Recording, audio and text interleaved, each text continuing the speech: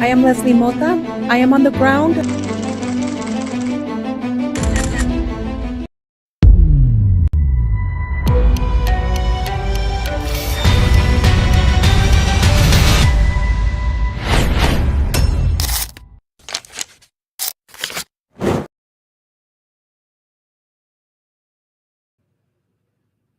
Welcome to Leslie Mota Unscripted. And tonight we're stepping into the world of a woman who is far more than what the internet thinks she is.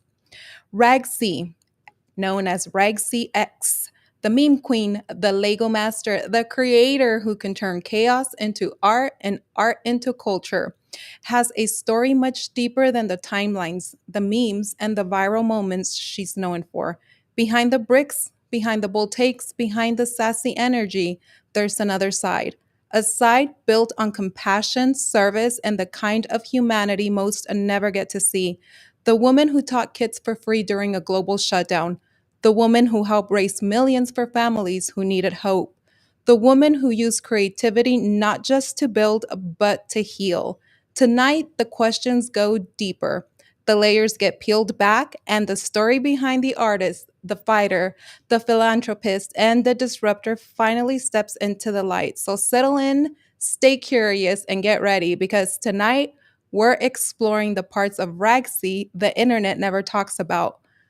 Welcome, Ragzy. How are you tonight? Good. Is Ra- my mic working? There Oh, we are. okay. Okay. Yes. Can you hear me okay? I can hear you perfectly well. How are you? Good. That was so beautiful. You're really good. You're like, I feel like I'm on a real TV show right now. You are so professional. That was arguably the most beautiful introduction I've ever gotten from from the Oh my, crypto universe. you know what? It's Thank the you. thing is that there is so much depth to you that people don't know about. And when I was doing research, I was like, who is Ragzy? You've done so much. And the only thing that we know is Ragzy and crypto, Ragzy memes, Ragzy charts. But it's like there's so much to you. And I'm like, you know what? People need to know about Ragzy. You are so sweet. You are freaking adorable, by the way. I just love you. I loved it. I loved the intro. I loved the teaser. I loved it. I'm excited for this interview. Well, Thank you so much for wanting to interview me. I'm so flattered. I'm really no, flattered. thank you for saying Yeah. yes because look, I have always had a fascination, and you and I haven't really connected, to the level where I can ask you these things. But I remember when I first came across you was at the NFT NYC convention. That was a few years ago. And I remember we were kind of at the basement level and we were walking around. And then I just saw this big, huge blue mural. And then I don't remember if it was Julie or one of the girls that I was with. They were like, look at that. That's just built out of Legos. And they were telling me a little bit about it. And I was like, wait, what? So I remember us walking up to it. And that was the first time, too, that I got introduced to Brett. And then one of the girls that I was with, she was asking you questions. And you're like, yeah, Legos. And then you were giving us the history of it, how long it took you to build, and all that stuff. And that's when I first encountered Ragzy. Yeah, I like totally forgot about that, by the way, until you mentioned it. That is how I met you. I remember it now, but I actually forget. That's Yeah. where I met you. Yeah, that was at NFT NYC, which was like it's still my favorite crypto event. It's NFTs haven't been happening this cycle, but I just Mhm. love NFT NYC, so I've gone every year. And yeah, I remember that I had did a mural for based Brett. It was a based Brett there. And yeah, it was in a certain section. That was quite not too long ago, but definitely over a year ago. I remember it was a huge hit in New York, and it was a huge hit. So that was a while ago. Holy crap! No, You have a I great think memory. certain Now to things I was trying remember to that. look for the video because I'm like, I know that we filmed and took pictures, but it was such long ago. And I actually remember today, and I was trying to look for it so we can show that. And then the second time that I encounter one of your other pieces was at Live, that you did like the the Tony Montana type of theme, Brett Oh, in yeah, Miami. that's one of my favorites, Brett is Oh, Scarface. yes. The Scarface, there you go. Yeah, yeah. I freaking love that. I remember us walking in and then we saw that piece. I was like, "Holy moly, that is so freaking dope." That was one But of my favorite pieces, and it was at the iconic Fontainebleau. Scarface was actually filmed there. It's my favorite hotel in Miami, and because it's just such a classic, it's got that, like, homage, and, so it was such an honor to show at Art Basel, not only just anywhere, but literally the one of the most famous icons in Miami, and I got to do Scarface Brett. I still have it. It's my yeah. probably my favorite one I've done because I love Scarface. Tony Montana is my favorite gangster, so I Okay, love it. so what happened? So you get to keep those pieces or do they keep those pieces? What happens after? I disassemble a lot of them. When I make mural installations, depends on the client. Sometimes they'll keep it, sometimes I just disassemble it and I just make something else, or I'll just keep it for my gallery. So, yeah, That is depends. so dope. Tammy says that's where The Bodyguard was also filmed. I'm like, so that hotel is rich in history, and then, I mean, it just kind of all came together. Okay, so let me go backwards a little bit, because you've been called a Renaissance woman, but when the noise quiets down a little bit, who are you? Who is Ragzy at her core? I don't even know. You tell me. I don't know. I'm an artist and I'm a free thinker. I'm very like open-minded, and Mhm. I think like life's a journey to self-discovery, and then you can discover yourself, but I'm big on rediscovering yourself. And I've worn a lot of hats in my life, things that don't relate to each other. If you rambled on about all the things I've done in my life, people wouldn't believe it because they're like, Yeah. "Wait, you did this and this and this." I think like life is one big masterpiece and it's all about reinventing yourself over and over again and what character you're going to play next. So that is just like who I am right now, the badass meme, crypto, DJ, Meme and secret. a whole slew of other things. But yeah, so I don't know. It's an interesting question. Yeah, Who am but I you the know night what? for? I think what we're going to tap into during this interview, little pieces of your journey, your history, that make up who you are today, and your pop science style fuses puzzles, math, and whimsy. How did your childhood fascinations with puzzles and mentors like Robert Wilson shape the narrative driven artist that you are today? Damn, she's getting right into it. I feel like I'm on 60 Minutes or something. Robert Wilson, he was a very good friend of mine. And for the audience who doesn't know who that is, that's the father of the famed actor Rainn Wilson, who's notorious for being Dwight Schrute on The Office. His father was a phenomenal artist. He was a master. He was one of the best abstract artists, definitely of our time. He's sadly passed, but he was my mentor for many years, and he was the one who told me to be a muralist. It was him, and I remember the first time I met him, I was brought to his gallery, and he had this piece. I'll never forget it. It was called "Mechanics of the Universe." You could probably Mhm. Google it, and it was one of the most fascinating art piece I had ever seen in my life. And it was this big giant piece, and he was explaining it to me, and I don't know, we just got to talking, and he encouraged me. He's like, you should really just go into murals. He's like, I think you would be very successful with that as a muralist, also Mhm. because you're female, and there was a high demand for female muralists because the majority of the art market is still actually very male dominated, especially with muralists. So he had encouraged me to go in that direction, and that's kind of how I found myself making these crazy, like outrageous masterpieces out of Lego, some being like 20 feet long, wall Wow. installations. It was really him. He's my mentor for many years. He was a good friend to me. And a fantastic artist, just a good guy, but really a phenomenal artist. And I would encourage anybody to go check out his work. It's fantastic. I Love it. am definitely going to go look at it. Was there any moment in your youth that made you realize that you saw the world differently, that creativity wasn't just for fun, it was your language? I was always like an art nerd, I think like kids grow up, everybody has like different Mhm. sides of the brain, and different Yeah, talents. I was always artistic and always creative and was always interested in art, but I never knew I could do it as a profession. I wasn't like yeah, growing up thinking I was going to be an artist. It was just, something I did. I was just naturally gifted in the arts.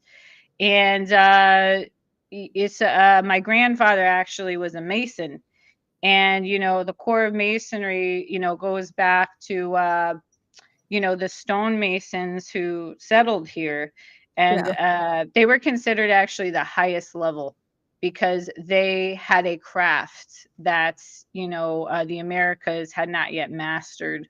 So the Lego and the bricks and blocks and a lot of my square patterns stem from that. It's kind of like this old history of masonry, and that's definitely influenced my work, and that's probably why I like to do things that are very large like murals, and it's definitely why there's a lot of block and squarish kind of style to everything I do. Even this little heart, which is actually a print of an NFT I did, you can still see it's very square like. It's a very square like heart, so that kind of comes out, I feel like, in the art. And the blockchain. That's why I'm all into the blockchain, baby. Block Yes. Okay, master. so do Yeah. you kinda put, like, your artistic glasses on, your and look at everything in an artistic way, including, the blockchain and everything that is in this there we go, yes. Now we talking.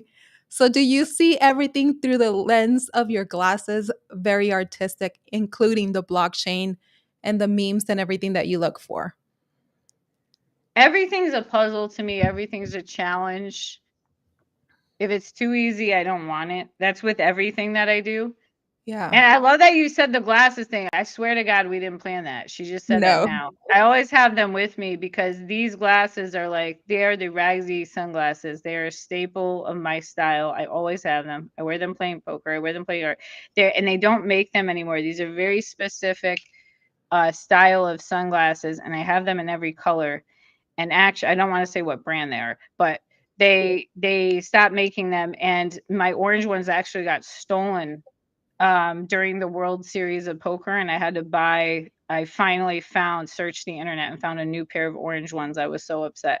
But yeah, my glasses, my physical glasses, very important to me. And as you were using it as kind of like an analogy, yeah, I think like I was just always creative, and I actually forget what did you ask me? I was like so fixated. I was like, yo, I got my glasses right here. We got What was the distracted by question? the shades. I was like, Yeah, yeah, does I love that them. do you look at everything in a creative form, including like when you're looking at charts, when you're doing TA, does that funnel through the way that you see everything, even life? Everything's a challenge for me. If you're not challenging yourself, if you're not doing a challenge, like what are you even doing? So it's like me and people who like to be comfortable, we just never see eye to eye. We don't get along. I'm always somebody who's doing something. I'm always looking for the next best thing, and I'm always doing something. And I like things that are difficult. The harder it is and the more challenging it is, the more I'm going to want it, the more it's going to intrigue me. Whereas, maybe as somebody who's different minded, if it's too challenging or if it's too hard, they give up.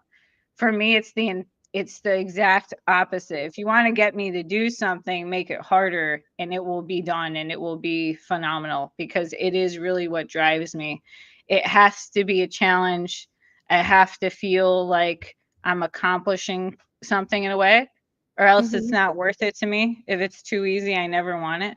I'm just like, so I like things that are difficult. I like things that are challenging. And that's also probably why I work with Lego. It's very difficult media to work with. Not everybody can make the things that I make out of Lego, and and then people get to marvel at my greatness and look at them, be like, "How the hell did you do that?" And it's very rewarding for me as an artist because I always felt like painting was just too easy. There are definitely some crazy talented painters out there that have a skill set that I do not have, and I respect it. I don't know, but it was just something about the 2D that was just too boring to me, and I wanted to do something 3D, something sculptural, something that was more challenging, and that's kinda how I got into Lego, but I don't just do Lego, I do a lot of mixed media and things like that, so I don't think a lot of people know, since we're on the Lego subjects, what I love about this show, and this is why, I kept it unscripted, is yes, sometimes I do have a set of questions and, want to go down the line, but sometimes depending on the conversation, we're going to go a different route. So, the Legos, you also came out on Lego Masters. You were what, in 10 episodes of Lego Masters, and you were a finalist. How did that even come about? yeah, it was something I did. It was, I kinda, like, got famous by accident. So I was already doing my art and starting to be like famous from my art. My art started going viral. I started selling out in shows, started becoming popularized on the internet, and it caught the eye, I guess, of a major producer. And they just called me up and they're like, we want you to do this show. Like, we need you on this show. And I'm like, what are you talking about? Like, I just kind of like, and I told them no, actually. I, like, hung up the phone on that. I remember telling them no, like, several times, or, like, I don't I was like, "No." I'm a very, like, antisocial person. I'm not very I can be up for the occasion, though. I can up Yeah. be up for the occasion. I can definitely fool you, but I'm very, like, to myself.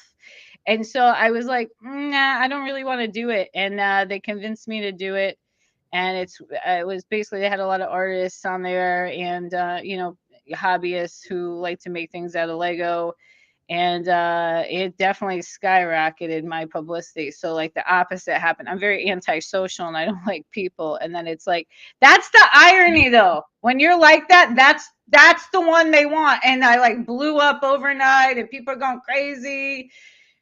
And Okay. it's just, I don't know, it's like a crazy wild thing, and I'm like, oh my god, what the hell is happening? There's people There was everywhere.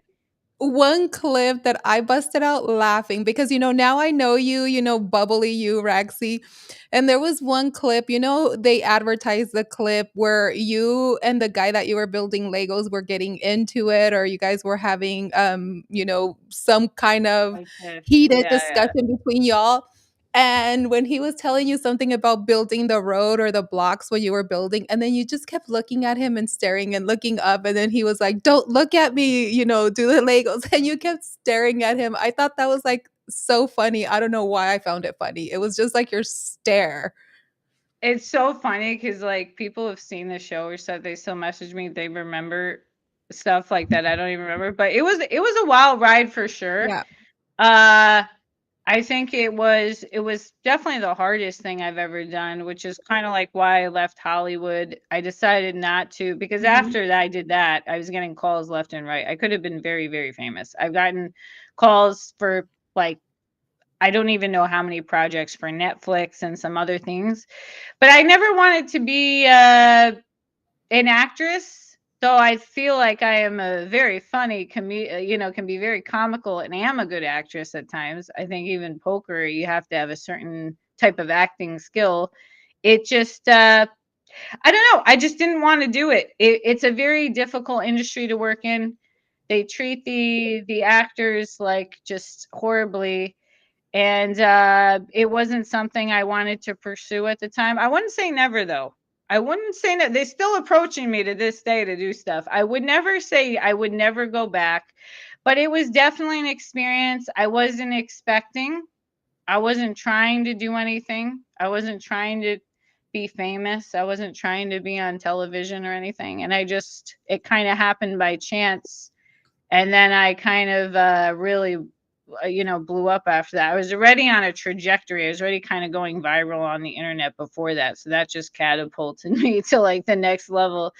And Yeah, it was an experience for sure, and there's definitely been, uh, things that I've been offered to do, but we'll see. Like, I'd never say never, but it's gotta be something that I have to be very passionate about because it's very time-consuming thing, Yeah. and, just overall, if I'm not passionate about something, you just can't get me to do it. Yes. Very So one of the stubborn if things I don't wanna do something. you're like, "Nope." Okay, so now after that, you joined the 2020 virtual Snowball Express as a Lego master celeb alongside stars like Chris Pratt, Angelina Jolie. You brought magic to Gold Star families. So how did sharing your brick building wizardy with children of falling heroes reshape your view of art as a tool for grief and resilience in the military communities? Yeah, so, that was during the pandemic. So a lot of things were shut down during the pandemic, and, I think that was, like, the highlight of I was just starting to go or I was already going viral and things on the internet, and I became very popular, and they had reached out to me and they said, "Hey, we would love for you to participate in this in any way you can." I was like, "Oh my god, absolutely." And so I had taught the kids how to build I believe it was an ornament of some sort. It was so long ago I don't quite remember, but I taught them how to build something out of like Yeah, the pieces that I had at home, and it was just very like brick rewarding. by brick. Yeah, and I think that people should be inspired, to give back, even if it's just like a small thing. I know like the holidays are coming up, but yeah, it's a very like it always feels good to just like give back and do something for someone that can do nothing for you. I think that's where it's like gets real. You know what I mean? Anybody Yeah. can give, but if you get something in return, are you really giving? I think it's important to give to people that can do absolutely nothing for you, and I think that's the definition of kindness, actually. That comes from a very kind, place. So that was a very I loved doing that, and I'd absolutely do it again. I occasionally get asked to do things, like that, and I'm happy to do it. I think it's cool to inspire, young people to be creative and, Yeah. and to pursue the arts, so Because not only did you do that during the pandemic, you also volunteered, to do virtual Lego classes for, Make-A-Wish, kids during COVID. How was that? It's like doing it virtually and then watching these kids build. yeah, I loved it. I mean, the Make-A-Wish Foundation is one of the best charity organizations in the world. Uh, I love that organization deeply. I've done a lot with them, and I think that, hey, the holidays are coming up. If you're looking for a great cause, I think, that's it. And, I wasn't prepared beforehand. So, Leslie's jogging my memories. So trying to remember what I did because I've done so much. But yeah, basically, it was kind of the same thing, just teaching the kids technical skills, how to make things out of the Lego blocks and stuff. And yeah, it's a really beautiful organization and a really beautiful thing. And I still do things with Make a Wish. I did something with them last year, but it's a beautiful organization.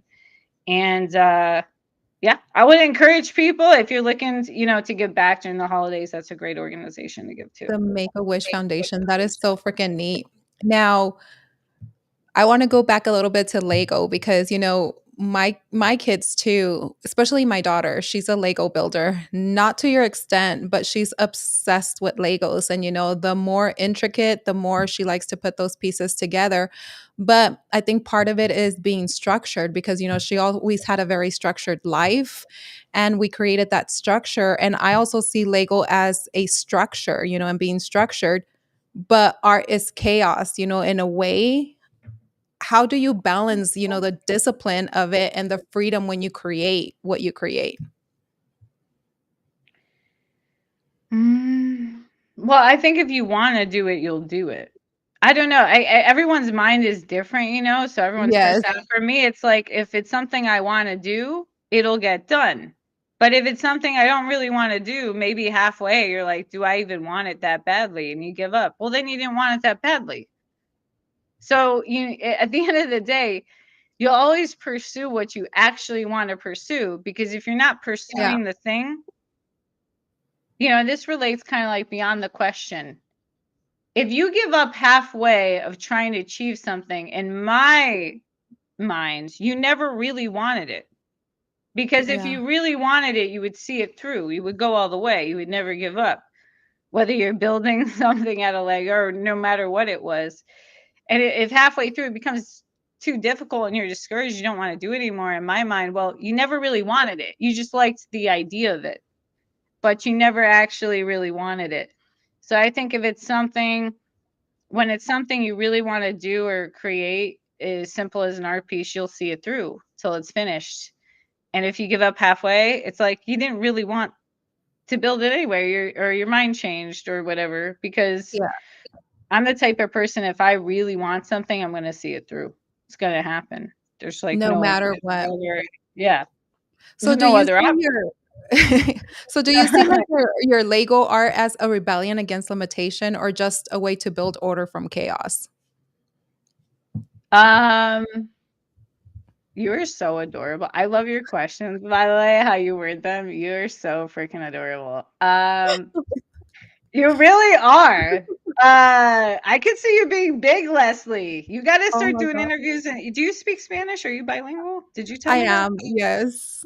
I I think you should. I think you would be a hit. I really do. I think you should start doing interviews in Spanish, and I think you would be huge. You were just you're so like great. a few people have told me that to do interviews in Spanish as well. I'm like, okay, I need to brush up on my Spanish because even though right now I do have difficulties pronouncing some words in English, because right now I am by the border town, so I've been speaking a lot of Spanish and going back and forth. So it's one of those that I'll definitely have to practice before I get into the Spanish speaking stuff of it. But English first. Let me let me grow with the English interviews and then we'll do some Spanish ones. Yeah, you're so adorable. So she was saying, what was? Sorry, what was the question again? I The missed it. question was, do you see your Lego art as a rebellion against limitation or as a way to build order from chaos? Build order from chaos. Yeah. I kind of just do it. I don't know. It's like it's not. It's like not that. I don't want to say it's not that deep, because it is like I just have an idea. If I have an idea, I Mhm. execute on the idea. I have to really like the idea. I have to be like, this is a really good idea. And then if I think it's a good idea, then I'll execute on it. Yeah. And then it'll be done. It might take time, but then it'll be done. But so I think it's not about an escape from the world or anything that deep. It's just like what I do. It's just, I just kind of like, if I have an idea and I want to do it, I do it. And if I don't Yeah. want to do it, then, there's a chance, like I said, I'll change my mind halfway through. Well, then I didn't really actually want to do it. So it's I don't know. It's just something like if I have an idea, I'll express it. And if it's like a idea in the making, but it's not quite, Yeah. framed yet in my mind, then I'll like let it simmer a little bit until I get the idea, and then I'll just create it. But that's with everything. Like, it could be Lego, it could be anything. Like, I decided a couple years ago that I was gonna start the crypto TikTok as a hobby. I wasn't trying to be an influencer or anything. I just did it as a hobby because I love crypto. I'm a nerd. I do Legos, I do crypto, I do all kinds of stuff. And I blew up, and I'm like, whoa, whoa, whoa, whoa. I'm a crypto influencer now. What the hell's going on? I wasn't expecting the Yeah. reaction. I never expect. That's the thing. It just creeps up on me. I'm never expecting the reaction to me. People are absolutely fascinated with me. I don't know why. No, but anywhere I go, if I go to Lego world, it's like crazy. If I go on TV, it's crazy. If I go in crypto world, it gets crazy. It's like I don't understand why, but it's funny to me. I guess I never expected to like.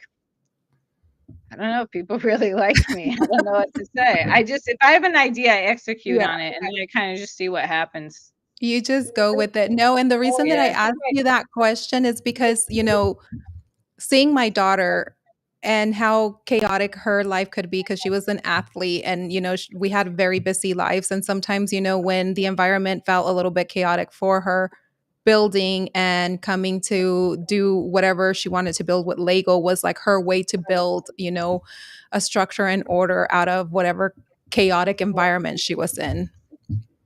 And even when we travel, like for sports, we would go to stores and she's like, "Can I buy a Lego set?" I'm like, "No, girl, because you're gonna build it and then we're gonna have to like transfer it back." But that was her way to kind of decompress, after a game or the chaos of the environment.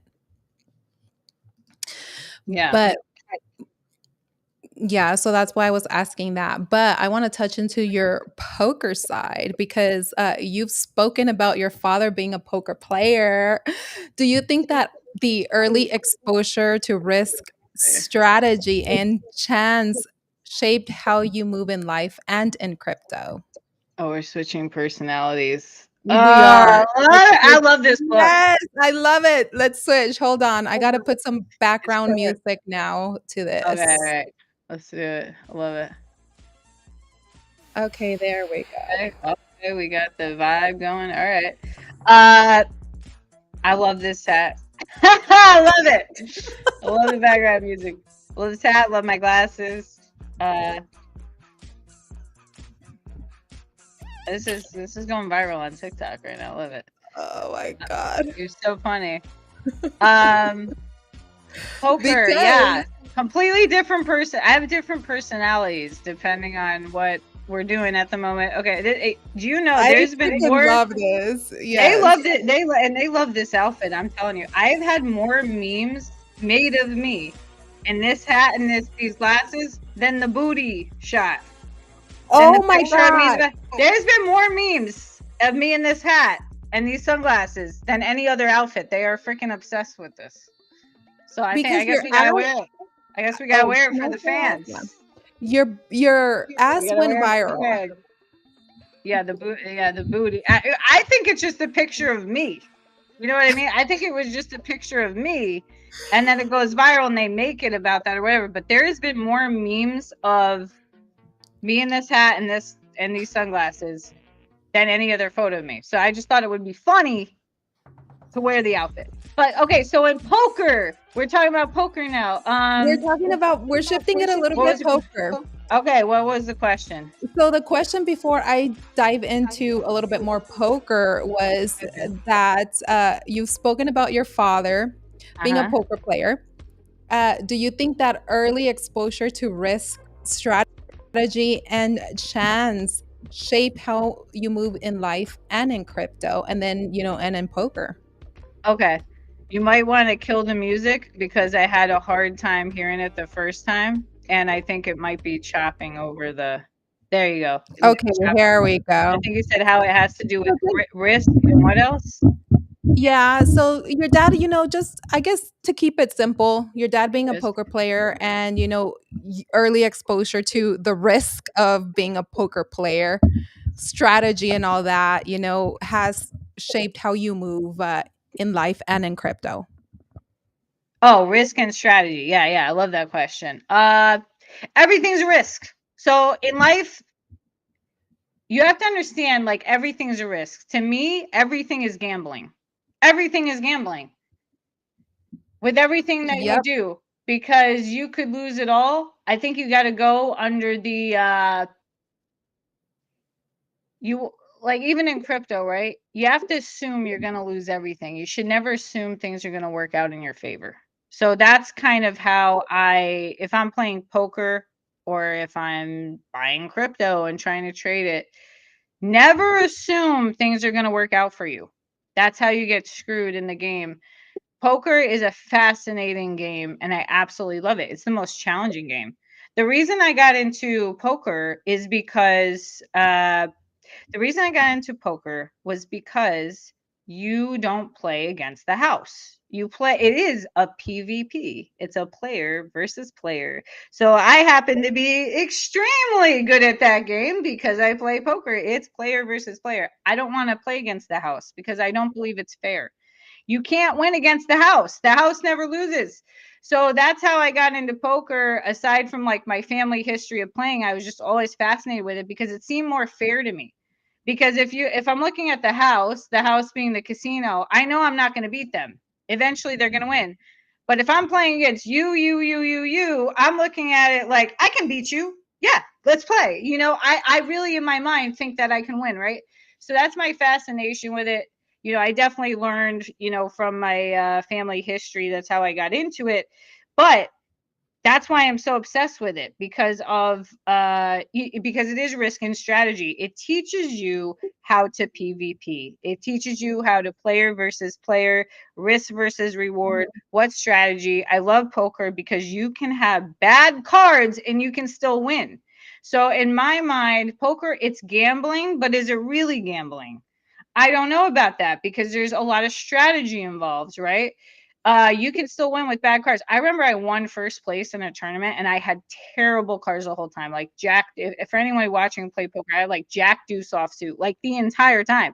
I had to bluff my whole way to the end and it Yeah. worked. So it's like you can still win with bad cards. So it's a game of strategy and it really teaches you how to hedge your bets and how to hedge your bets to win the game. And I think it has helped me tremendously with crypto, especially with the meme coin stuff and memes, because that's the environment it is. It's kind of gambling, but it's kind of not because there's a strategy to it. It's PvP and it's all the same challenges too. Like anything you could think of that might be a challenge in poker is also kind of like comes up in the crypto world, which is like crazy to me. So the similarities are like crazy. It's very, very similar, but it is definitely poker has definitely taught me a lot. It's taught me risk to reward. It's taught me strategy. It's also taught me a very, very valuable skill. And I would encourage people who are interested or you're a nerd to check out poker and learn how to play. It teaches you how to know when someone's bluffing or someone's AK being a bullshitter, right? And I've learned the hard way so many times and it kind of has shaped me into like the dominant side of my personality I have because there's definitely been times where I've been surprised, and you wouldn't even imagine how many bullshitters there are out there, and how many people will try and trick you if you give them the chance, right? So I think it's a skill too that I picked up from that is kind of knowing when people are lying or when they're full of it. So It's so I love it. true. It's so true, and it's one of those where you learn how to read people, there are certain things, their mannerisms, etc.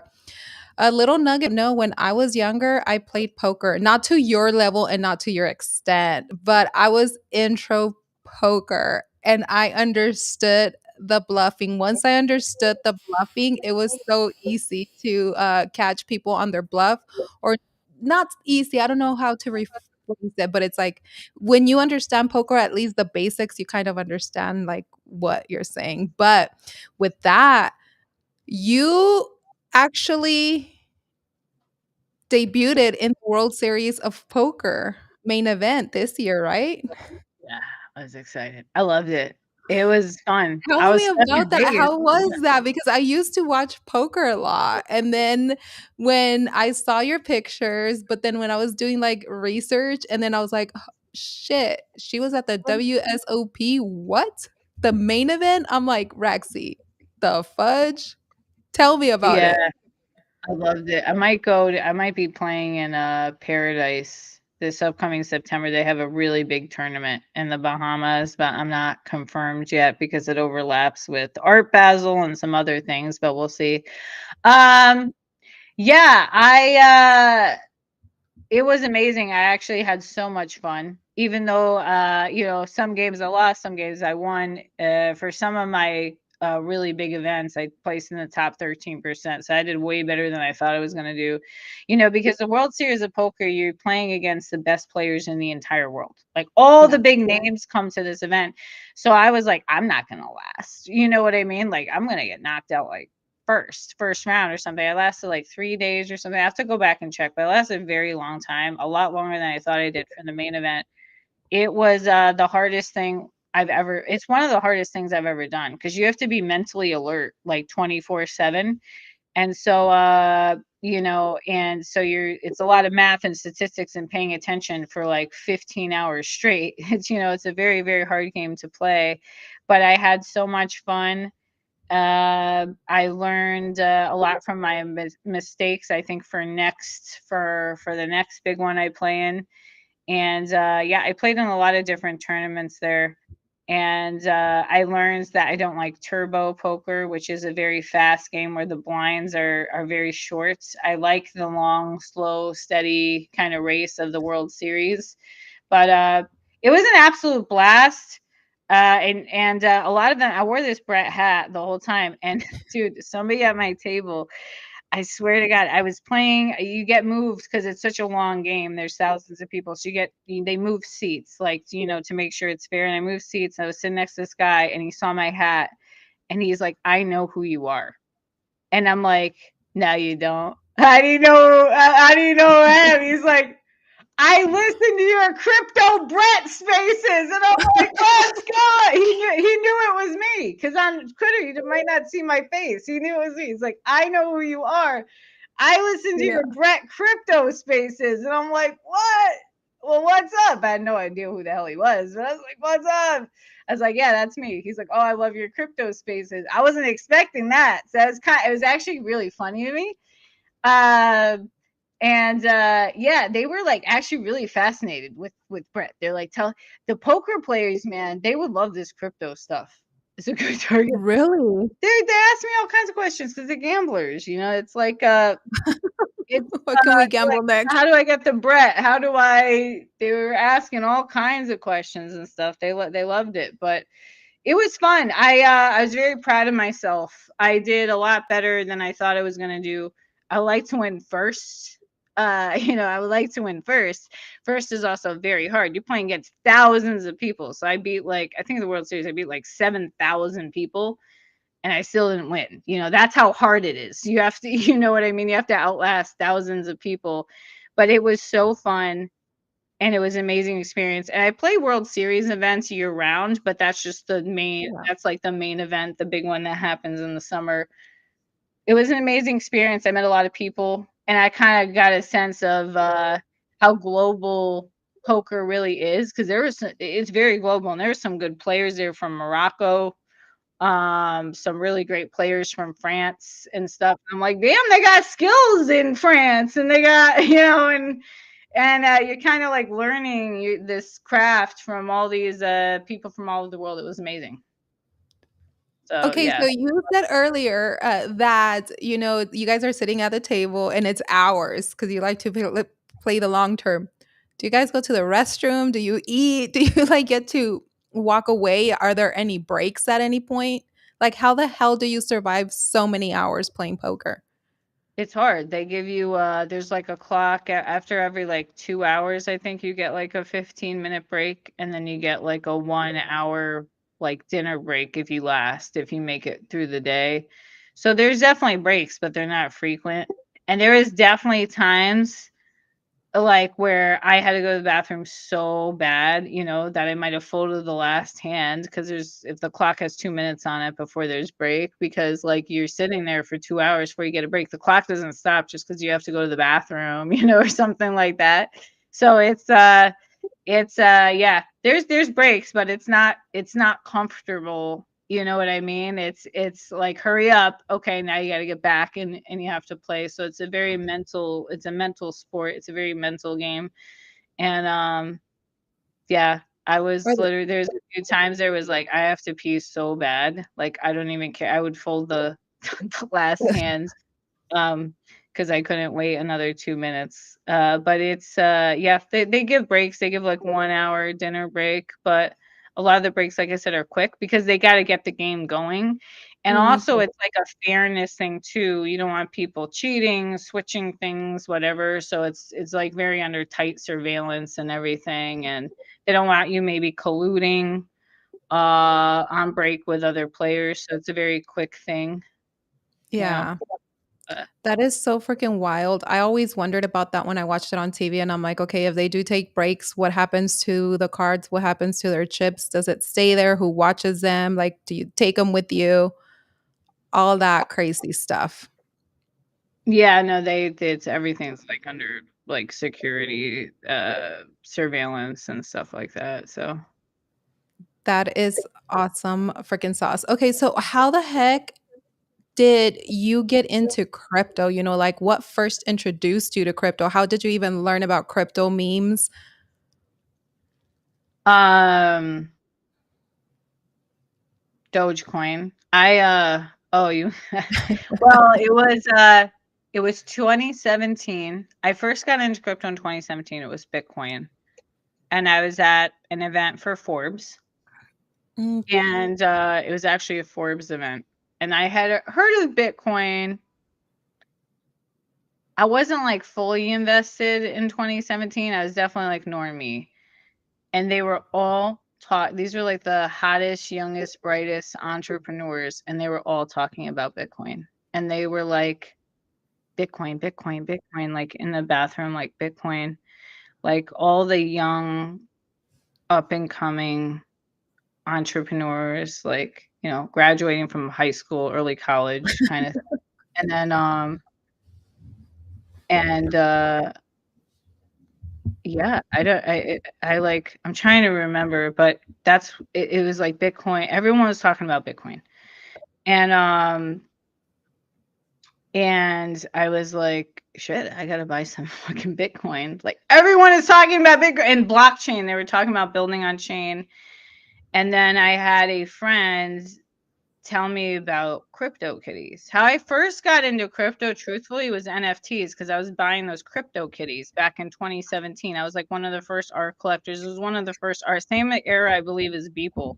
I was creating mm, NFTs back like when Beeple was making them. They yeah, weren't worth anything at the time, though. Nobody was like going nuts over them. Uh, they were essentially like worthless. And then, and I wasn't paying quite attention, so I obviously lost my first wallet, with my Ethereum in it and everything because I don't know, I was just messing around. Everyone loses their first wallet though, and then like the next bull run, it was like a huge sensation, and then they're like, "People is famous," and I'm like, "What? Like, what the hell?" Like, Um, and yeah, it was like crazy. It was NFTs. That's how I got in because I'm an artist and I was fascinated with creating art on chain. So mhm, that's what kind of suckered me into it. And with meme coins, it was Dogecoin. It was in 2020. I don't remember the exact year, but it was right around when the GameStop whole fiasco happens. And I was in certain communities, revolving around Wall Street bets. And they're all talking about Dogecoin. And I was like, because we're it was like stock memes, stock meme trading. And I was very interested. And I was like, what are you talking about? What are we talking about? Like, I mean, what is this? And so I found it, I believe, like I said, I'd have to go back and look at the years. It was 2019 did this happen, or 2020? It was somewhere around there. So this Dogecoin was first. And then when I saw what happened with Doge, I was looking for the next Dogecoin. And I was like, saw Shiba Inu. And I was like, this is it. This is the next Doge. This is it. Like, this is the yeah, next Doge. Everyone's looking for the next Doge. And I knew that I just believed that Shiba Inu was gonna be it. And because of the narrative, right? It's the next yeah, Doge. And yeah, I bought Shiba Inu and I went on TikTok and I was goofing around because, like I said, I wasn't trying to be an influencer or anything. And I started talking about Shiba Inu on my live streams and I was like going crazy viral. And they were like, "This is crazy girl talking about Shiba Inu and like Dogecoin." Because back like last, you have to remember, like back last bull run, meme yeah. coins was like no at the start of the bull run. The altcoin bros they probably still do, hated meme coins. They're like, there's your shit coins, blah blah blah. It was not like a very friendly environment. Exactly, so it was very interesting. But like the normies were loving it, and I was loving it. I'm like, nah, we're getting like Doge and Shiba, and and Shiba ended up going to like 40 billion, something crazy. I was on my live stream on Oh TikTok. my goodness. Yeah, and we got it on live, and I was like told people to sell. It was like the exact top down to like the minute, or like within 10 minutes. It was like something like crazy wild. I was like, this is the top. I'll never forget it. I was like, said something like that. I was like, this is the top. Everybody sell, and that was the top. It was like October 28th. I remember the date because I knew it had to be the top because I'm watching it in real time, watching live stream. Shiba Inu flipped XRP. I don't know if people remember that. I'm watching it. I'm like, Shiba Inu just flipped XRP. I'm like, this is the top. And was that the top? Because I never got It. I wasn't even around during that time. I was like head deep working in the corporate world, and I got in a few years later. And then now when I got into the space, a lot of people made a lot of money and ship and Doge, right? And I'm like, what? Are they ever gonna go back up? Dude, it was like freaking wild, that Shiba thing. I actually like the shades too because the light is like Yes. blinding my eyeballs. But um I'll Yeah, that's never a big forget that map. Shiba Inu was crazy because like you have to understand like where I was coming from. I had Bitcoin and stuff, but I wasn't like as deep into it as I am since that bull run. After that bull run, I'm like, this is amazing. Magic Mhm. internet money. Let's go. Let's keep going. That's how I got so good because it's like I hit the nail on the head the first two times I did it, right? So it was Yeah. like I just was like messing around on TikTok, like joking. I was talking about NFTs and then I was talking about Shiba Inu and I'm like, it's the next Doge, it's the next Doge. And then here comes and like the internet's a weird place because there's different universes. Like people will know you in this universe, but they might not know you in this universe, right? So it's like nobody knew who I was or anything like that.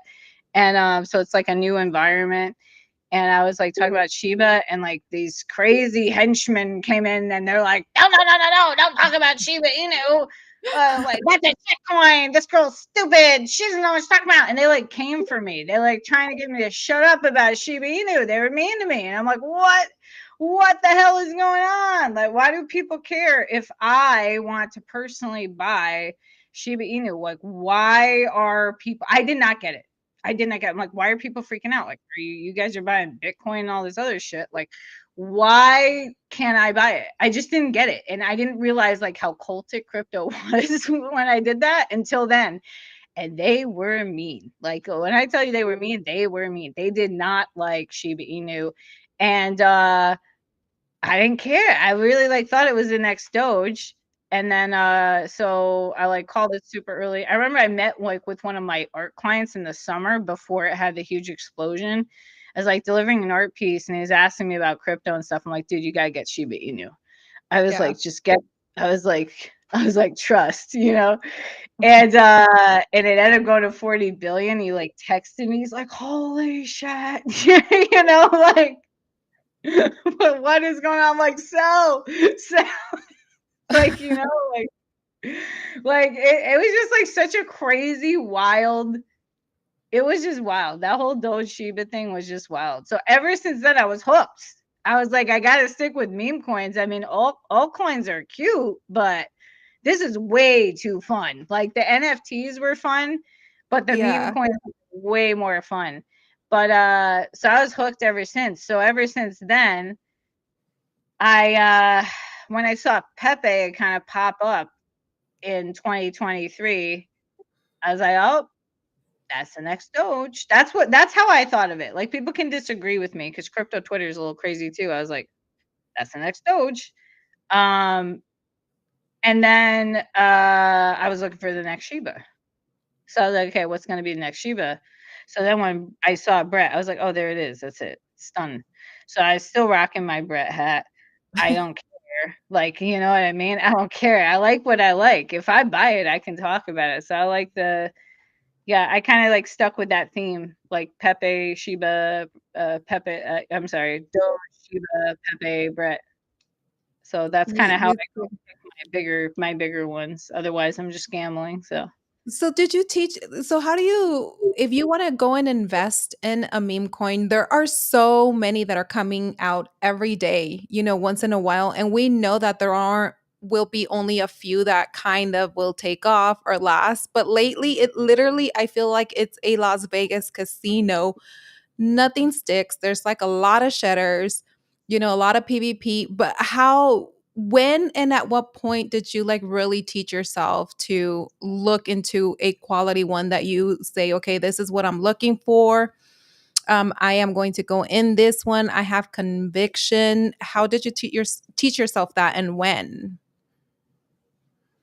So I love that you asked this because I fucking hate. Can we curse on here?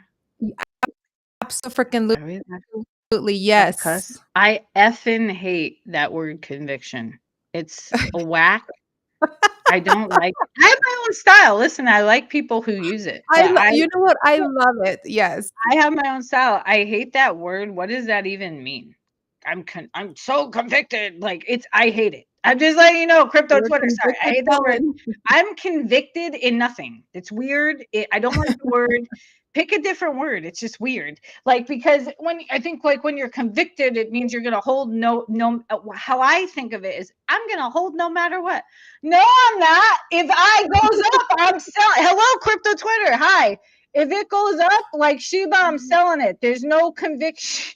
There's no conviction. There's Ragzy, I've been doing it wrong this whole and get time. no, there's no conviction. If it goes up, I'm selling it. Get the hell out of here. I'm trenching. I'm trading. How convicted and nothing. Oh my Now god. there's what I call how I do it is I call there's short-term plays, which is the majority of things I do. 99.9% of all the trading is short term. I'm in it for 5 seconds, I'm in it for an hour, I'm in it for a few days. It's trenching. Uh it's over. Okay. I made my money, it's done. I don't really care what happens. Oh, but it went on. I don't care. It's short term. Then there's for me, there's long-term plays and there's short-term plays. And like the overwhelming majority of what I do are short-term plays, meaning I am just trenching. And if I hit it, I hit it. Goodbye. But if it's a long-term play, it means I don't like the word conviction, but it means I believe it has a really good narrative and I want to see it through. And I think it could be something really, really big. So that was kind of my thinking with Shiba. My thinking with Shiba was don't hit it and quit it. This is going to be big. So Yeah, if I think it's really going to be big, it's got that really good narrative, that unbeatable narrative, then I'm going to hold it because you could make a lot of money. Like let's get real, you could make a lot of money if you hit something like a Shiba Inu, absolutely. So it's like so I'm willing to take the risk, but that's just yeah, it. Everything is gambling and you could lose everything and you never assume that it's going to work out for you. I never assume it's going to work out for me. I hate the word investing too. So this is something, if you look on all my live streams, all my videos, you will never once hear me say, I invested in this. I didn't invest. It's not investing. Okay. Everything is gambling to me, especially in crypto. I am freaking laughing my ass off because I am guilty of using a lot of Okay, good. these words.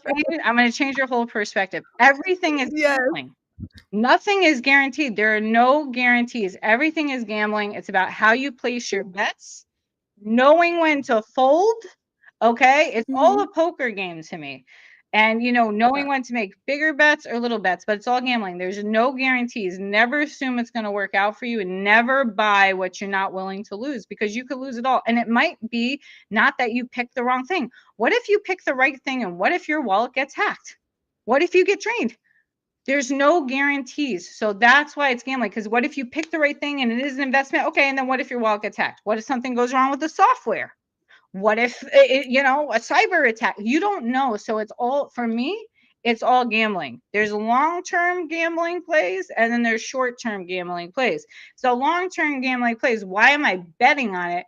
I'm betting on it because I really believe that narrative is so strong and the community is going to grow so big that it's worth holding on to. But you should never assume you're going to make money off of something. I think it's like I think it's really unwise. That's where people lose a lot of money because they think of it like they don't think of it like I do.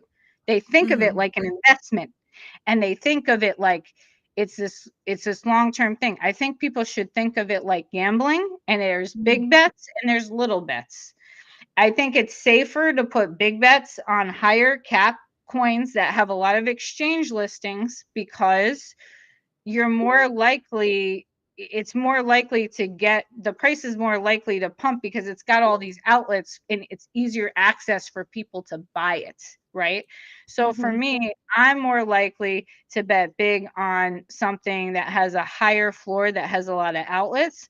On the little ones, the trench plays, this is like $50 to me, $20, $50. If I put like $1,000 or more, it means I really like it. It means that's a DCA to me. That's a long-term play. It means I really like the narrative, and I'm willing to bet that amount on that specific narrative.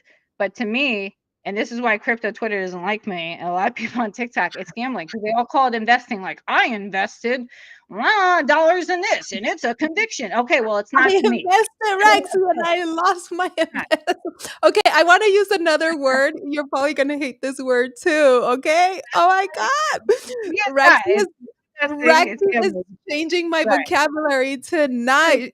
I feel like you're right now telling me you're gonna learn today, but there's another word, and let me give you a little, description before I say this word, right? Because I use this word a lot too. So, what about the meme projects that are trying to build something, like feed the hungry or like provide education and onboard the masses? So we say, oh, this is a meme project with utility. The utility. That's cute. I mean, it's adorable, but if you're putting your hard-earned money into it, that's still gambling. If you don't, like, it's still gambling. I think Yeah. most people should think like me. This is why I'm a very controversial figure. This is not my first rodeo. Hi, crypto Yeah. Twitter. I'm here this bull run. I wasn't here last bull run. I've been through this shit already. I'm very controversial because I say the opposite of what people tell people. They're telling Yeah. people it's an investment and we're going to hold with conviction. No, we're not. We're not going to hold with conviction. We are gambling, okay? And you should only bet what you can afford to lose. And there's long-term plays and short-term plays. And you got to Yeah. watch the charts and make smart decisions or you'll lose your ass. That's my philosophy. And a lot of people don't like that because they want to tell people diamond hand. No, diamond in my hands. And then goodbye. Paper in my hand. Paper hands. Yeah, paper in my hands. Way better. Because Way if you're better. not taking profits, somebody else is taking profits, right? And you're That's probably their right. exit liquidity. Because let me tell you, I finally okay, so this weekend, with a group of people, I'm like, okay, we're gonna trench. And I was like, ooh, I want to go trenching. Of course, I'm not really deep into that and all that stuff. And I was like, at one point I have to teach myself and I have to learn because it seems everything that I go in, I freaking round trip the shit out of everything. And that was part of it. Oh, I'm convicted for this. But now you're making sense. It's like you ripped the tape off of my freaking eyes with my whole eyelashes and eyebrows. And I was freaking getting burned like one after another. And then one of the guys is like, the fudge you're doing that. But he used the word. He's like, the fuck you're doing, Leslie. It's in and out. We keep saying it's an aggressive, it's or the other word that they use, play. It's in and out, girl, 2, 3x, get out. And I was like, oh, that's what we mean by sometimes we're gonna trench and it's gonna be high volatile trenching. And I was like, oh my God, I'm learning. Well, just look what's happening now. A lot of people wish they traded the chart. You wish you Yeah, sold. And then if you still love the play, you could buy back in now and have triple, 4 or 5 times the amount. exactly. People That's would what have I'm been learning. better off swing trading their conviction plays, and they don't want me to tell you that. You know why? I think we know why they don't want me to tell you that. This is why they don't like me pretty much anywhere because they want people to hold. But that's not Like I think you should swing trade. You should only I think like there's sometimes there's good reasons for just holding to the end, because based on like what country you're in and stuff, there's different like laws and stuff like that, right? Or Yeah. you might not need it. You know, you might not need to take the whole stack out, and you never know. The markets are volatile. So I can see actually why you would diamond hand like a long-term play, because the market's volatile and you don't it's really unpredictable and you don't want to miss it, right? So Yeah. like for Brett, I've held the whole since I got it. I'm also still up. So it's also like, well, what was your entry on it? Because if you know, you got to watch. I try and teach people like watch your entry. If you got it super early, you can probably afford to hold it because you're up if you're up 1,000x or something crazy, for you to round trip that, it's going to take forever, or you're not really at risk when it goes up so high, when you really hit a really big sender, right? Yeah. But for these little trench plays, it's better to just take profit or moonbag. Trenching is different than trading. So I always say this: there's trenchers, there's traders, there's holders, there's KOLs, and then there's bullshitters. You want me to go over them? Yes. Trenching is, yeah, this is going to be really educational. It's a Leslie exclusive. I'm If you're learning. a Leslie exclusive, trenching is, for me, on Solana, you know, some people do it on BNB, whatever. These are short-term plays. You're looking for a cook. You're looking for, Okay. ooh, will people bid this? And it is PvP. It's player versus player in that sense, like where people are trying to like kind of pump and dumps. That's what it is. Like, let's call it Yeah. what it is. What it is, and it's like, can I catch it before other people? And then you take profit and you moonbag and stuff, and maybe it'll go to the moon. Maybe it's a good concept, or maybe it'll go to zero. That's trenching. Everyone in the trenches plays the game knowing these rules. So that's why I think crypto Twitter is funny, because they're treating everything like a conviction play. The trenches are not conviction plays. That's what it is. It's like a video game. It's, ooh, will this go to millions? Let's buy it. And then people will sell it. That's trenching. So if you don't like that, if you know, if you don't like that, don't do it. You know what I mean? Everyone should know this by now. We've been here Yeah. the whole cycle. If you don't like that, and oh, and it's quick and nobody holds, then don't do it. But like trenchers buy into this knowing it's me versus you, and if I get it first, it's too bad, and whatever. That's just trenching. So that's Yeah. trenching. Trading is like you're using Aster, you're using Hyperliquid, using exchanges. Big meme coins can also be trading because they're on exchanges. They're on those big exchanges for you to long, short, take out, spot. So yes, you can actually trade meme coins depending on what it is, not to be confused, in my opinion, with trenching. So trenching is very short term. And then you Mhm. got trading, which could be long term, or maybe it's just short term. Maybe there's like a something that's at 20 mil market cap and you think it's going to swing to 100. You could make a 5x and cash out if you want. So there's trenching, there's trading. Holding for me is the essentials: Bitcoin, Ethereum, like that, you know, high cap alts. That those are going on a ledger. Those I have no interest in trading. I have no interest in anything. I just hold them, right? They're on a ledger, they're safe, whatever. And maybe at the top of the cycle, I'll take some profit. There's holding. Then there's KOLing. I blew up in my last interview because a lot of KOLs got mad at me. Listen, there's nothing wrong with being a KOL. There's Yeah. nothing wrong with being a key opinion leader. I guess we're all a key opinion leaders. And I think like this is very funny, because I swear to God, the king of all bullshitters came up with that term. You know why I think that? Because it's confusing. Because if you're a key opinion leader, when you hear that, you're like, well, I'm a key opinion leader. Are you a key opinion leader, Leslie? Yeah, she's a key opinion leader. But they do it to confuse people, because these key opinion leaders sometimes are like paid for by a project and people aren't aware of that. So there's nothing wrong with being a KOL. If you want to call me a KOL, cute, sis. It was a very mastermind term that somebody came up with here. But Can I just say that yeah, that term is clear. asinine? Yeah, go for it. Because KOL, that is used, like in the standard corporate industry. And my knowledge of a KOL, key opinion leader is somebody that understood that they were a subject matter expert of whatever, they were going to be in a key opinion leader. Say that you were a key opinion leader on freaking mortgages or something, within the industry that you were, Right. and you were an expert on that. And now here we have key opinion leaders, and say that somebody calls me a key opinion leader in crypto. The fudge, I don't even know a lot of the stuff, What does it that, mean? you would, yeah. And I'm like, why the hell are you calling me Man, an opinion leader when I don't even know half of the shit that some people know? And it's just in this space is given to everybody just freely. It's like, why not key opinion influencers or something else? But a leader, not everybody is a freaking leader in this space, and not everybody is an expert or well seasoned in that topic to even call them a key opinion leader. But my apologies, Ragzy, carry on. no, I love that you said that. Exactly. But that's exactly because when you hear that, it's confusing and people use it in Mhm, crypto, people take it out of context because mhm. it's like Michael Saylor is a key opinion leader. And then you'll find some like butthole dude on Twitter. I'm a key opinion leader too. You're as smart as Michael Saylor, really. Like, so it's just so funny to me. That's why I'm like the king of all bullshitters came in and was like, okay, everybody, like to all the influencers, you're gonna be key opinion leaders. It's cute, Yeah, whatever. There's nothing wrong with being a KOL or even a paid KOL. There's nothing wrong with that. I think as long as you're clear that it's a partnership, right? yeah. But then there's bullshitters. And these are the people I have a problem with. And I've come across so many of them on Twitter where they're just bullshitting. They're not even doing some of these people, I swear to God, don't even trade crypto.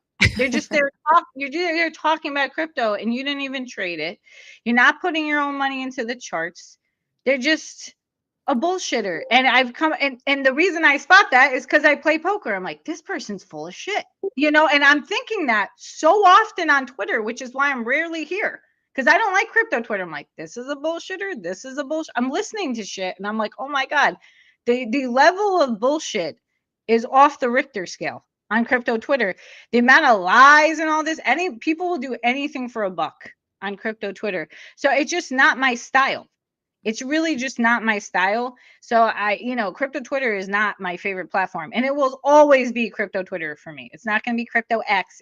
For me. It's crypto Twitter. It's forever crypto Twitter, whatever. Yeah. But it's like you'll have people who are paid KOLs for these projects, and then they're pretending that they invested in the project when they didn't, and acting like they're some guru and know it all. And for me, I don't like it. You know what I mean? I just avoid like those kind of people. I don't like it. It's like just be transparent. You know, I have a Discord, right? And I love my Discord. There's very smart people in my Discord. When I'm trenching, I get rug pulled all the time. All the time I get rug pulled. I'm very transparent. I'm like, I get because they know I'm gambling. They understand. I'm very clear with my audience on how I have an outlook on this. They know if Mhm. I buy something, I'm gambling and I'm expecting to lose my money, especially if it's a really low cap. Because the lower it is to zero, the more likely it is to go to zero. So they know that I'm gambling $20, $50, a Solana if I like it, something cute. If it's small cap, it's not an investment, and if I hit it, it's great. It's fun. It's like a game to me, right? That's how Yeah. like a lot of trenchers view it. So that's very, different than an investment or like a long-term play. And I'll distinguish that. But it's it's all about being transparent. Like people watch me lose a lot and then they watch me hit big occasionally. Like I had a lot of big hits, especially in 2024. I hit a lot of big ones, right? But that comes with a cost of also missing a lot. And I think that's why people really like me. I'm really genuine and they can watch me in real time. And I've made a lot of good calls and I've also missed a lot. But for me, it's always about like your gains should outweigh your losses. As long as your gains outweigh your losses, you're okay, and you got to know your limits. And that's why I compare it to gambling. And if you don't like gambling, and I've told people on TikTok this a million times, if you don't like gambling, you're probably not going to like meme coin trenching, because in my mind, that's what it is. And the trenchers don't. A lot of trenchers don't even like when I say that. They're like, "Well, no, it's not gambling," but that's how I think of it. You know what I Yeah. mean? I do think of it as gambling. So it's like, if you don't like that, then you shouldn't do it because you're not going to like it, because you're going to get, there's all these scams and shit. Like the odds of you getting rug pulled in the trenches are high, very high. So you have to, if you're not comfortable with that, then I think you should stay away, and you should stick with things that have already established floors, and then you can do research on them and make your picks that way. If you want to even do meme coins, some people don't. I have people in my Discord, they just do Bitcoin. They're Bitcoin maxis. They don't even touch meme coins. They're just there for the Bitcoin stuff. So it's like, I think everyone should just do what they want. I would never tell anybody what they should or shouldn't buy. It's weird. So if you've ever done that, I think you're weird. It's a weird thing to do. Like, don't buy this or buy this. I'm not here to tell people what they should do with their money or what they shouldn't do with their money. Everybody should do whatever the hell they want to do. Just know the risks, I guess. Uh, and if it's something I'm passionate about, like I like the narrative, like I'll talk about it. Like I really love this narrative behind Rage Guy, uh, that I found recently, and I love the lore of it. I love the meme. It's my favorite meme. And Mhm. so I'm going to talk about it because I think it's great. And I'm going to keep buying it and holding it. It's one of the only things that I would do that with, because most things on Solana, for me, it's not a hold because you can't really trust Solana. But even with anything on Solana, or even if you're trading on BNB, you should always like buy things with caution, because you never know what's going to happen. Look at the market today. The market's shit today. So you could always take a hit. So I would say if people can't afford it, then you just got to think about it a little more. You got to be smart. You can't be like investing. Yeah. That's why I don't like these words. You can't be investing in things with conviction. I think it's dangerous. And I think it's misleading to somebody who might not know crypto as well. And I think there's something that's just can be very dishonest about it. Not saying that everybody has that intention, because some people, they really are convicted and they love something so much and they want to buy and hold it. I get it.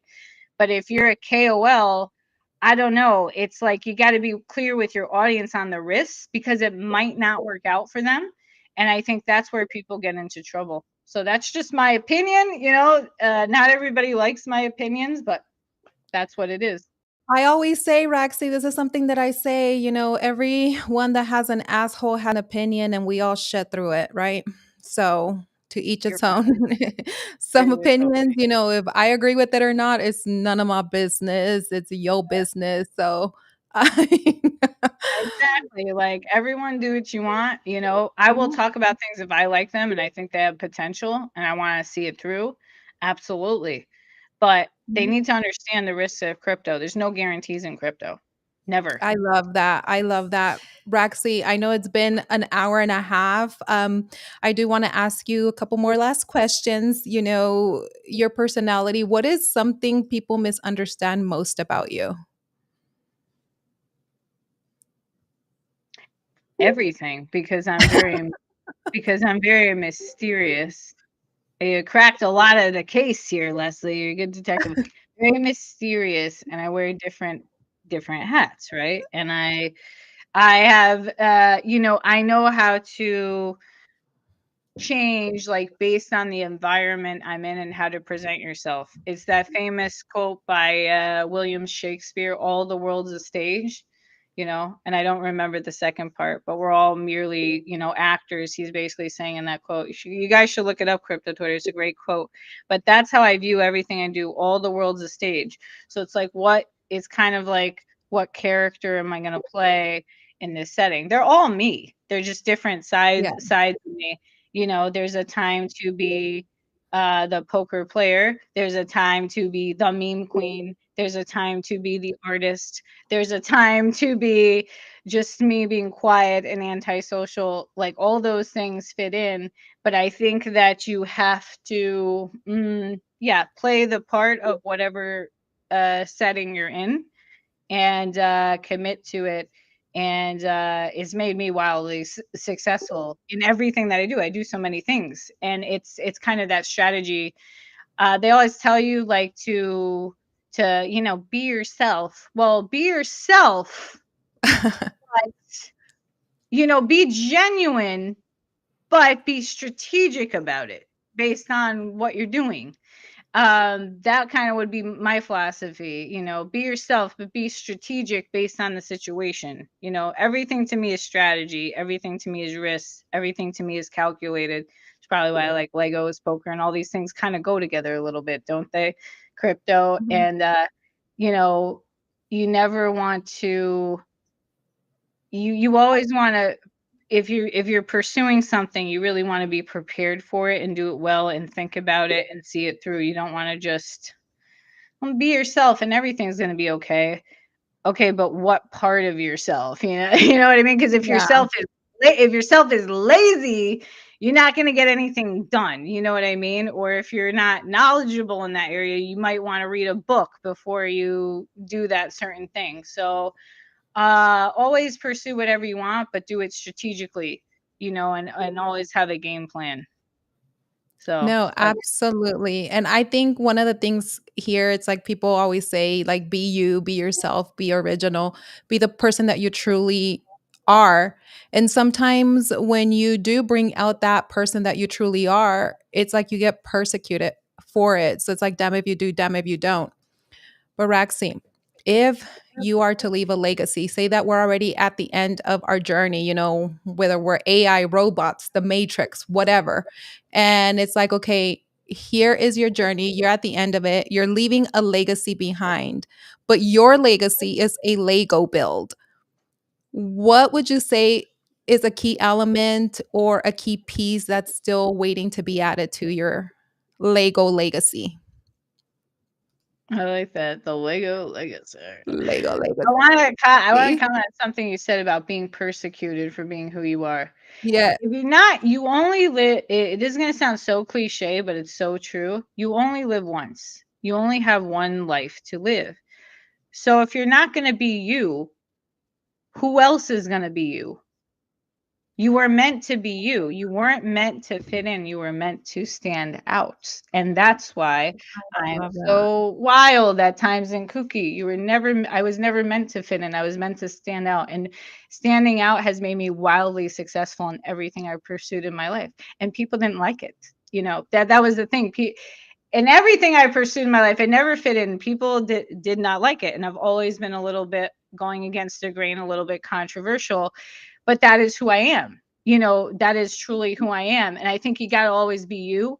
And not everyone's going to like it. Who cares? That's kind of my attitude. You cannot go around spend your whole life trying to please everybody. You will not live a fulfilling life. If anything, it's better if people don't like you. I always say, if people love me, great. If they hate me, even better, because that's bullish for me, in a sense. You want to stand out. It is who you are, and you got to live life as you. And I'm somebody who's not a people pleaser. If they don't like what I'm doing, it's kind of too bad. And that's what I'm saying. A lot of people don't like what I'm doing sometimes, and it's too bad, because I'm going to do what I want to do. You only live one life. You don't know how many hours or days you have left, and you have to do it spending what you want to do. And sometimes people get caught up in what other people want to do. They see me doing Mhm. something amazing, or they're so inspired by something I wrote or something I created, and they think that that's what they want to do. And they start pursuing it hardcore, but you were never meant to be that person. You're leaving your own identity. You were meant to be you. What do you really want to do? Do you really want it that badly? Think about it. Every minute, every hour, that's precious time of your life. And you should always be pursuing exactly what you want to be doing at any given time, or you're wasting time. You're wasting precious time. So I wanted to do this interview with Leslie because she's so adorable, right? And if I didn't want to be here, I would not be wasting my time, because time is the most valuable asset on earth. It's not your meme coins, it's not your crypto portfolio. It is literally your time. So you better be spending it wisely. And I spend my time doing everything I want to do every single day of my life. And that's why I live a very happy, like, fulfilling life and do everything that I want. But to answer your question, legacy Lego builds, I love it. I don't know. Oh my god, I feel like you were just, preaching to me right now. I'm like, "Preach, girl." You gotta just do what you like. People aren't gonna like it. Yeah, And when you're getting to the next level, there's all these like energy levels of your life. Whenever you're meant to go to the next level, to the next chapter, whatever you want to call it, there's gonna be an obstacle. So you should expect pushback on what you're trying to do. If the universe isn't pushing back on you, it's a problem. The universe pushes back on you because it wants to see if you can live up to the challenge, if you can get to the next level, kind of like a video game. You're playing yeah, it. I got my Tamagotchi on too. All these things like kind of relate. You're trying to get to the next level. So there's always a new, greater challenge that stands in your way before you can get to the next level, before you can get the next prize. That's how life is. With everything you try and pursue that's bigger and greater, the obstacle is going to get harder and harder. And the universe is asking you, do you really deserve it? Let's see. And they're going to throw something in your path that's an obstacle on purpose to see if you can overcome it. And if you can overcome it, then you get the prize. But if you don't, then you fall off, then you're staying in the level that you're in forever. It's literally, life is literally a video game. So to me, with everything I pursue new thing, there's always been a challenge. So I'm no stranger to this. With yeah. everything I've done, there's a challenge. There's something trying to stand in my way, trying to stop me. This is the story of my life. I'm like, oh, I'm on level 9. I'm on level 7. What level am I on? And and then when I'm done with whatever I'm trying to pursue at the given time, I will pick a new challenge and I will pursue that, and it will be bigger and greater than the challenge that I just completed because I'm somebody who operates on challenges. But I would encourage everyone to think like me. If you've already accomplished something, think of the next thing that you want to accomplish, no matter how hard it may seem, and then start to pursue it. And you should expect there to be something standing in your way before you get it. And you should be ready for that. It's never like, people like, oh, every time I try, this happens. Yeah, that's the universe testing you to see if you really deserve it. It's not just going to hand you the reward. You have to overcome the obstacle.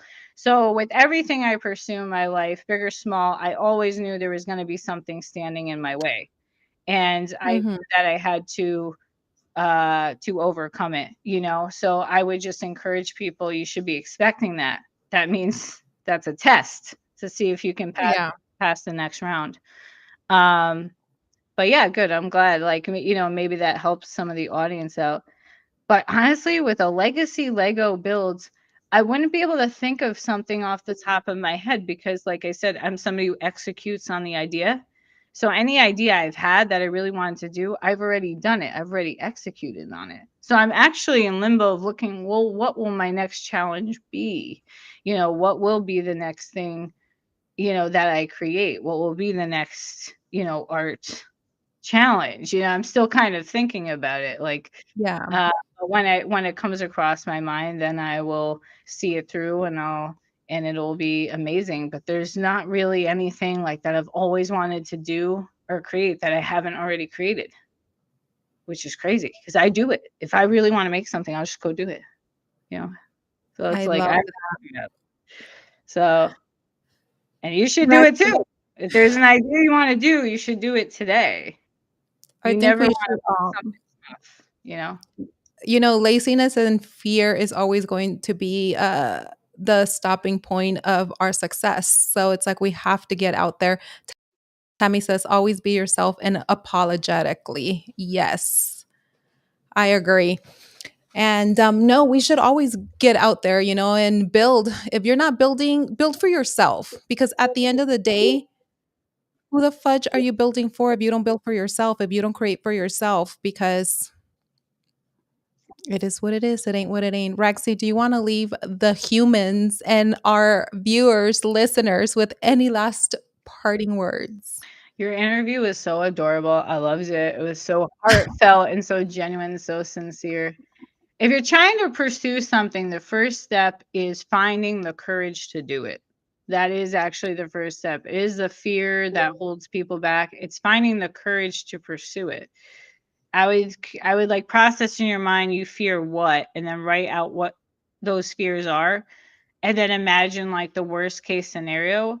And then I would say, okay, let's pretend you're already at worst case scenario. How would you handle that situation? And then once you create a strategy around how you would handle that situation, then you wouldn't be afraid anymore because you would know how Yeah. to handle the situation. And then like that's kind of what I told myself when I became an artist. I'm like, well, what's the worst thing that could ever happen? Like, what is it? And then I would like go through all these things of what the worst thing has happened. I'm like, well, if I fail, I could always end up getting a job. So is that really so bad? You know, and you kind of like you start like thinking these things through. Like, what if Mhm. you did fail? How bad it would it be? What would you lose? Okay, let's pretend you're already at that point. Now, how do you handle it? And then you realize you could always fix it. Yeah. So the fears are it's an illusion. It wasn't even, it's not even real. And the odds of that actually happening to you, worst case scenario, is like slim to none. What if you're successful? What if the opposite happens? What if it's the best case scenario? It's kind of like an art of being an optimist. So I have a lot of pessimists in me sometimes, but I'm more so often an optimist. Is like, what if the best possible thing outcome happens? How would Yeah. I handle that? And then I think about that. And I think that's what drives me to the next level, of whatever I'm trying to pursue. And I think, hopefully that resonates with people. But it's always about step one is finding the courage to do it. And I would say come to the conclusion of what is the worst case scenario and how would you handle it? Because if you can handle that, then there's no reason not to pursue it because you already know how to handle it. You have a strategy around it. So worst case scenario, when I'm was in the World Series of Poker, I'm like, what's the worst thing that could happen? Oh, I could get knocked out first. That's the Yeah. worst thing that is the worst thing that could have happened, right? I paid all this money, I get knocked out first. So I started thinking about, well, how would I handle that? And how can I prevent that from happening? And then I made it very far, a lot farther than I thought. I have to go back and look at the stats, but I made it several days. Uh, and I really wanted to win, but I outlasted, I think it was like 7,000 people, something crazy. So the worst thing never even happened. You know what I mean? And then ended up having a beautiful outcome. Not the best possible outcome. Best possible outcome would have been I won. How badass would that be? That's what I was thinking about. I'm like, what if I actually win? Yeah. How crazy would that would be fucking wild, man. So that's what kind of drives me and motivates me. And I think like other people should think that way. You think of both scenarios and then you solve them kind of in your mind. And that's like what propels you to get it done and pursue your next thing. But I'm always looking for the next challenge, Yeah. and what I'm going to do next. And you never know because I don't know yet.